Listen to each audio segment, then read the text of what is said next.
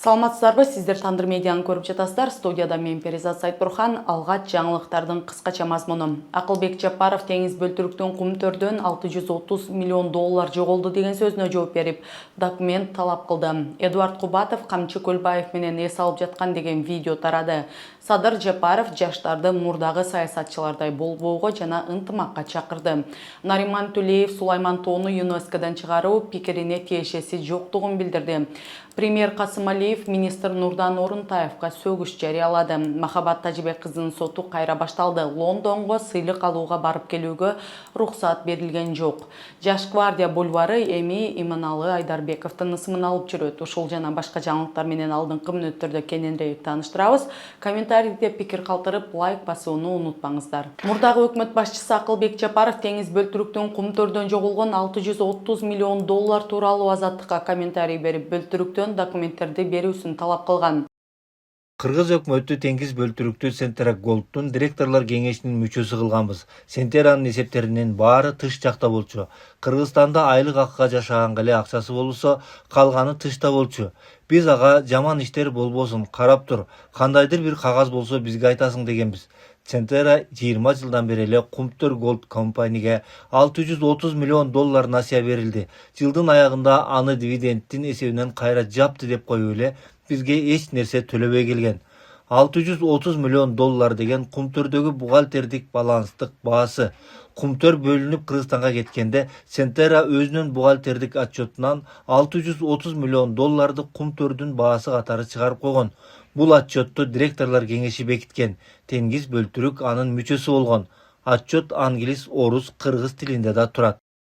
Эске салсак, Кумтөрдүн мурдагы башкы менеджер теңиз бөлтүрүк Кумтөрдүн директору кызматынан келгенге 1 ай калганда президент Садыр Жапаров, Акылбек Жапаров жана Сентера Голдтун жетекчилери Женевада Кумтөрдү мамлекеттин эсебине өткөрүү боюнча кол коюлуп жатканда ишканадан 630 миллион долларды уурдап кетишкендигин айткан.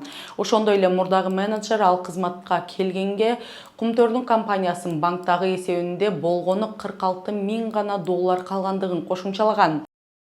Бул жүздөрдү карап көргүлөчү. Акылбек Жапаров 2009-жылы канадалыктарга 50 тонна алтыны бар коруктун 11 миң гектарын өткөрүп берген. Садыр Жапаров Бакиевдин башкы антикоррупционери кызматында муну унчукпай калкалаган. Ал эми 2021-2022 жылдары Женевадагы жашыруун тиркемелерди өткөрүп берүү, эсептерден 630 миллион долларды сүрүп салуу жана канадалыктардан кенди чындап тартып алып, өлкөгө 323,7 миллион таза пайда алып келген чынчыл инженерди СИЗОго камоо үчүн кайрадан биригишти.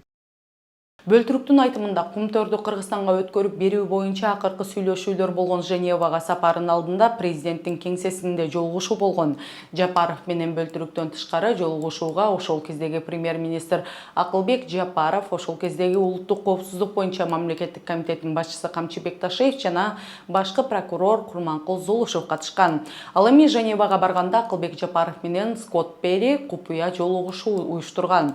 Жапаров Сентера компаниясынын бардык офшордук банктарда сакталгандыгын айткан. Акылбек Жапаров ошондой эле Илим Карыбековдун YouTube каналына берген баянында өкмөт башчысы болуп дайындалышы тууралуу айтып берген. Ал буга чейин теңиз бөлтүрүк Камчы Бекташиев экөө аны президентке сунуштап өкмөт башчы кылгандыгы тууралуу билдирүүсүнө жооп берди. Өзүңүз кызмат сурап барган президент баары сизге сунушташты өздөрү. Бир да жолу мен сунуштаган, бирөөнөн дагы суранган эмесмин.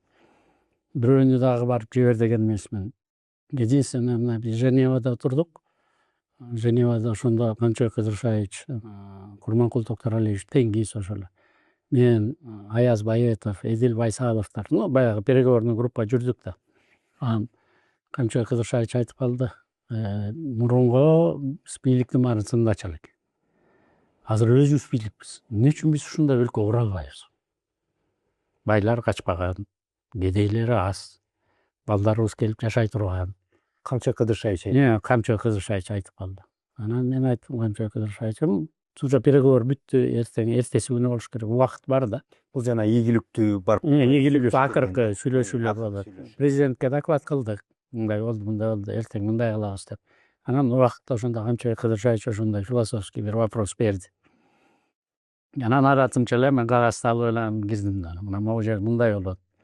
мондай болот, мындай болсо мындай болот. Мына азыр мына 240 миллиардтын тегереги экен, бир жылдын ичинде 440 кылсак болот. 3 жыл, 4 жыл, 5 жылда анан 500, 600, 700 анан триллион кылсак болот.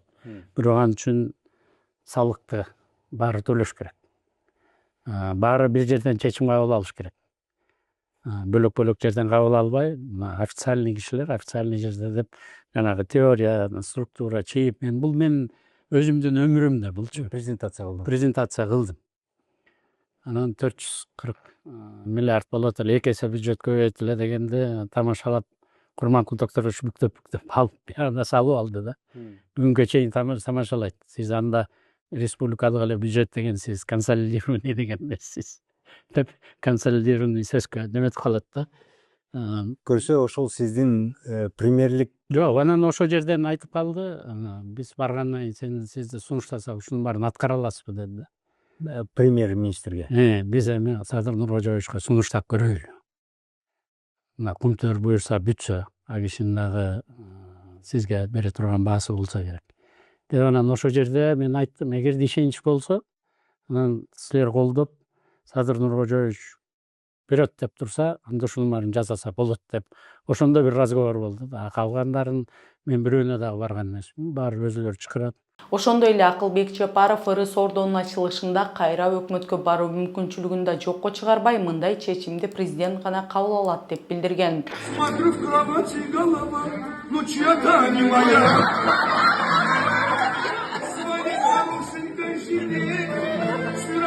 Ал эми социалдык тармактарда дагы бир кызыктуу видео тарап, анда туризмди өнүктүрүү боюнча мамлекеттик агенттиктин директору Эдуард Кубатовдун УКМКнын атайын операциясынын жүрүшүндө атып өлтүрүлгөн Кремтөбөл Камчы Көлбаев менен чогуу эс алууда делген тасма тарады.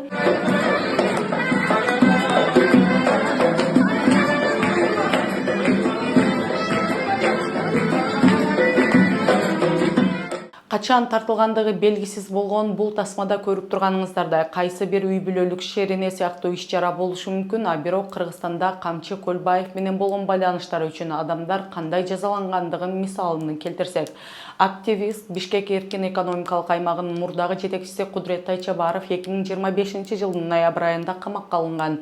Ага кылмыш жаза кодексинин уюшкан топту түзүү же ага катышуу беренеси боюнча айып тагылган. Ага чейин өткөн жылы парламенттик шайлоодо Борбордук шайлоо комиссиясы анын уюшкан кылмыштуулук менен байланышы бар экендигин далилдеп, талапкер катары каттоодон баш тарткан. Ички иштер министрлигинин кылмыш иликтөө башкы башкармалыгынын маалыматына ылайык, сурак учурунда Кудрет Тайчабаров Борбор калаадагы Блондер пабдан 2021 жылы тартылган сүрөттө уюшкан кылмыштуулуктун лидери Камчы Көлбаев менен түшкөндүгүн ырастаган. Ал эми андан сырткары Кремтөбөл жок кылынгандан кийин аны менен болгон байланыштары үчүн Жогорку Кеңештин мурдагы депутаты Турсун Тайсалимов, Грек-Рим күрөшү боюнча федерациянын мурдагы вице-президенти Ахрор Эминов, андан сырткары бир топ чоң бизнес ээлери кармалган болчу. Албетте бул тасма качан, кандай шартта тартылып алгандыгы тууралуу маалыматты мамлекеттик кызматкер өзү берет деп күтөбүз. Кечээки болгон ырыс ордонун ачылышында Садыр Жапаров чет жактагы сын айткандар менен күрөшүп гана тим болбостон жаштарга акыл насаатын да айта кетти. Мамлекет башчысы лентаны кесүүнүн ордуна түйүндү чечти. Жыйында сөз сүйлөгөн президент жаштарга кайрылып, 35 жыл аралыгында эски муундун саясий интрига, бөлүнүп жарылуу өңдүү терс адаттарын четке кагып, ар түрдүү саясий көз карашка карабай биримдүүлүктө болууга чакырды. Учурдан пайдаланып, жалпы жаштарга бир насаат айта кетейин деп турам. Мына ушул залда эгемендүүлүк алган 35 жылда мен саясатчымын, мен чиновникмин, мен кыйынмын деген дөшаалардын 100% чогулуп олтурабыз. Эгемендүүлүк алган 35 жылда биз бири-бирибиз менен ак ийнек айтышып, болор болбос маселелерге демагог болуп, популисттик куру кыйкырык кылып, бири-бирибизге жалган жала жабыштырып, түндүк түштүк болуп бөлүнүп келдик. Бирок мамлекетибиз жарытылуу жакшы бир ийгиликке жетишкен жок.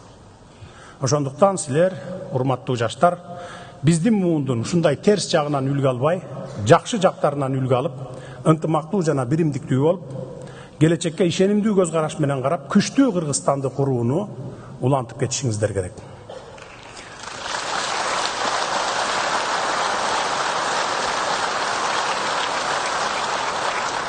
Biz азыркы куруп жаткан жаңы Кыргызстан бир адамдыкы же бир бийликтики эмес, ал баарыбыздыкы, жалпы элдики.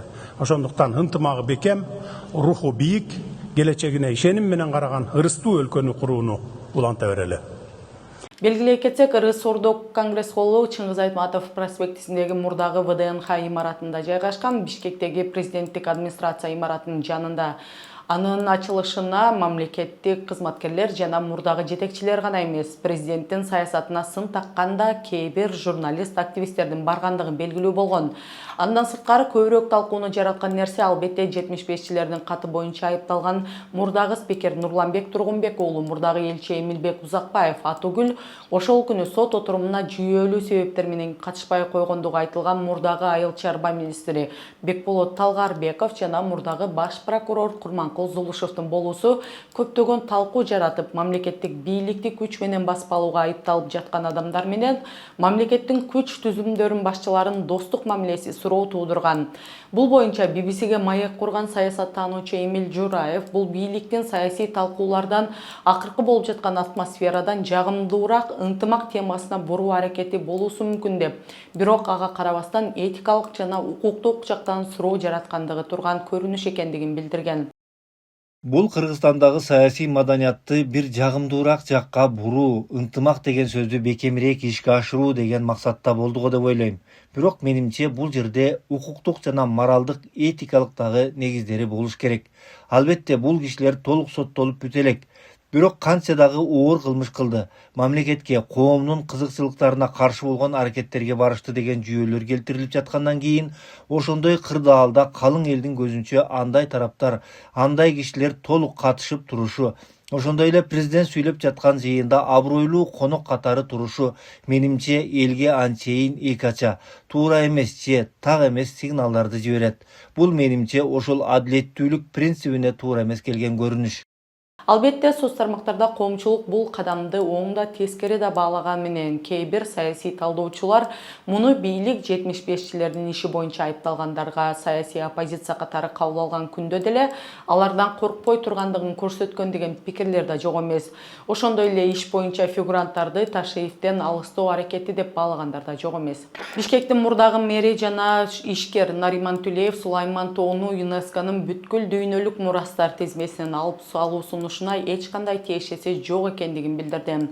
Ал бул тууралуу социалдык тармактарда жазган. Түлеев Ош шаарынын мэри менен болгон бейрасмий жолуккандыгын жазган. Алардын сүйлөшүүсүндө шаарды өнүктүрүү, туризмди жашылдандыруу, тарыхый мурастарды сактап калуу жана жумуш орундарын түзүү маселелери талкууланган. Сулайман Тоого асма жол куруу идеясы да айтылган, бирок Түлеев мындай идея Совет доорунан бери келе жаткандыгын белгиледи.